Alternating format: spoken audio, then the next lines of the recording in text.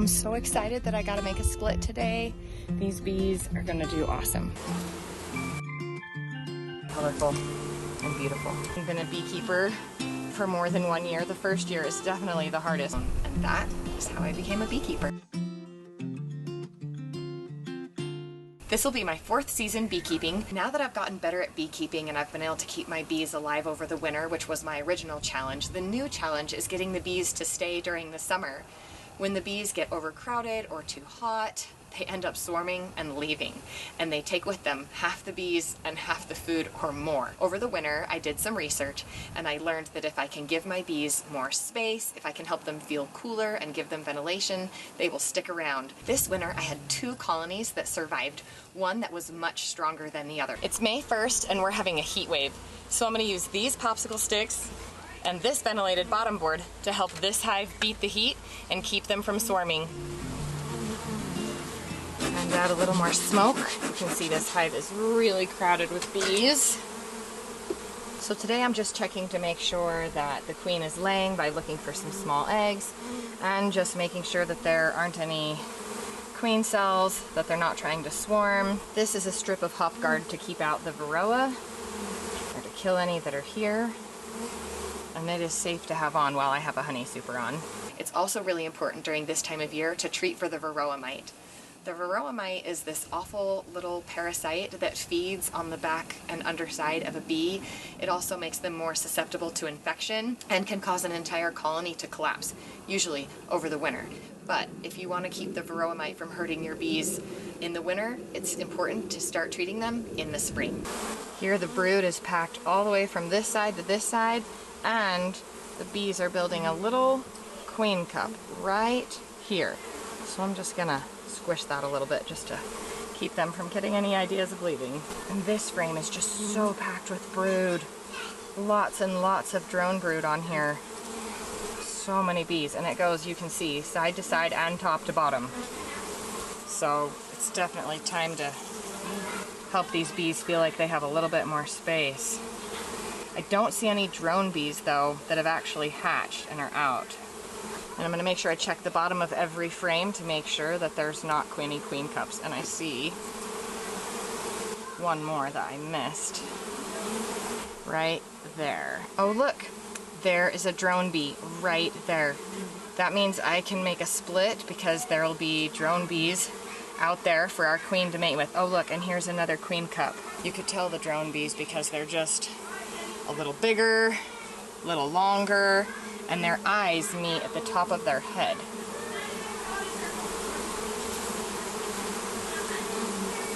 Yeah, these frames are so crowded with brood and resources. This one is just completely packed.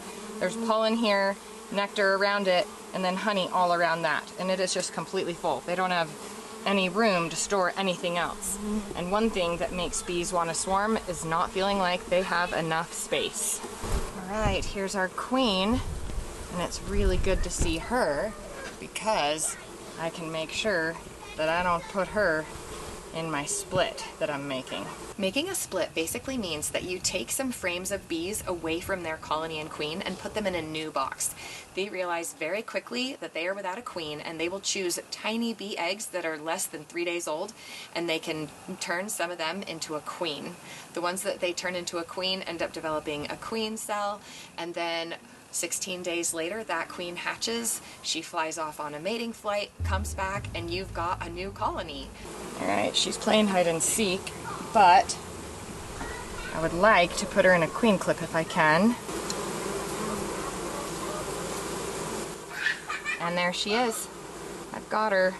Now she's not going to accidentally end up in my other hive. Okay, this frame right here is got a lot of eggs in it. So I might give this to that other hive as well. And I'm gonna just set the queen right in here, in between these 2 frames, just so she's out of the sun. Let's see how they're doing in the bottom. They're filling this one with lots and lots of nectar. It's so shiny. Oh, and this one is just full of larvae. You can see that white, shiny stuff inside each of the cells. That's bee larvae that has not been capped yet to go through its metamorphosis to turn into bees. And here's even more brood. Out here it's capped, and down inside there's just different stages of eggs and larvae all throughout there. Oh my goodness, look at that. There's even more brood here. All right, I'm gonna remember that this third one had so much brood, and I think I'm gonna give that to the new hive as well. So I'm not finding any mature swarm cells. That is a relief.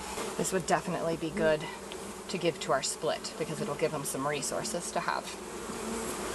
The bees generally don't like it when we mess around the order that they have everything stored in, but since I'm taking away some of their frames, I'm gonna go ahead and rearrange things a little bit, and I'm gonna slide 2 empty frames in here. These frames right here are completely empty, and the queen is gonna have lots of room in here to do whatever she needs. So hopefully this will help the bees feel like this is a good home to stay in for a while. Okay, here comes the part where we give these bees some summer ventilation.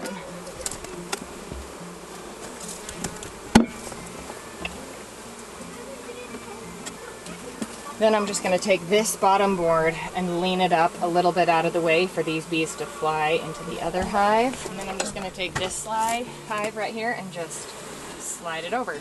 That way it's in the location they're used to it being. Now come the popsicle sticks.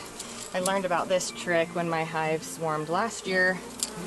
It's just a way to add some ventilation in between every hive box. And then this side, because I have this frame holder, it doesn't really need any popsicle sticks. And actually, I think it worked better if I did it like this. So maybe I will add some right there. And I'll add 4 of these on each corner of every box for this entire hive. Now we're gonna start putting this one back together, and there will be 2 empty frames going in on this top box as well.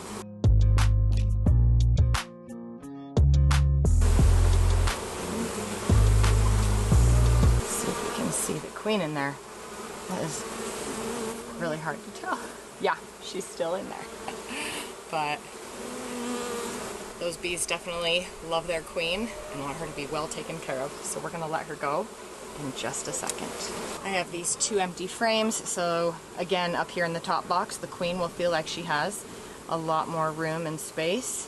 That is one advantage to having been a beekeeper for more than 1 year. The first year is definitely the hardest because you don't have any resources like extra empty frames or extra boxes, but I promise it does get easier. And these things and resources do end up adding up, and you do end up being able to store extra things and having them on hand for just when you need them. Okay, we're gonna let this queen go.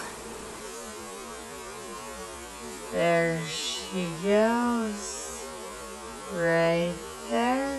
And I'll stick this right back where I found it, in my pocket. I'm glad I've gotten the habit of carrying that around. And again, popsicle stick trick to keep the queen from laying any eggs up in our honey super and the honey super, which hopefully they will start making some good use of. Here's the hive with all the popsicle sticks sticking out. Here's the frames I'm gonna make a split with. I need eggs that are less than 3 days old, some nurse bees, and some resources. So we're also gonna give them these 2 frames. So this hive box is full from when it previously had bees in it, but I'm gonna select some frames to take out and go ahead and fill it in with our frames with some eggs and brood and food. It takes a queen bee about 16 days to hatch, and it only takes them a few hours to realize that they do not have a queen. In order to give these bees the best chance, since they've got to try to make a queen and start a new colony, I'm going to feed them a pollen patty. That's like their protein source. And I'll put on my inner lid with the deep side down. Then I have a jar of sugar syrup. It's just 1:1 by volume. They can suck this out and it'll give them some food to help create new baby bees. Another great way to keep your hive cool is just one of these old voting signs. Put it on the top and strap it down. Making a split is actually how I got my very first hive. 5 years ago, I borrowed every book that the library had on beekeeping and was really excited to someday become a beekeeper. After talking to my husband though, we decided that this wasn't a very good time to start a new hobby, and we decided to wait. But the very next year, my sister-in-law approached me and asked if I would be interested in getting beehives with her, because we both homeschool and were interested in teaching our kids all about beekeeping. I told her my husband and I had already decided it wasn't a good time, and a few days later, she told me that they had a good friend who was going to put a hive in their backyard so they could learn from his hive. I bought a bee suit right away. When their friend brought the bees into their backyard, it was magical. I loved watching and hearing the sound of their buzzing all around me. About a month later, he asked me if I would like to have my own bees, and we decided that we were in. He gave me just one weekend to get everything together. I went and bought a used hive off of the wanted ads, and then my husband and I built a bottom board and a top for the hive because we weren't able to get those used, and we were ready to get started. Our new friend gave us 3 frames of bees, which included some baby bees that were younger than 3 days old, as well as some pollen and some honey on those frames.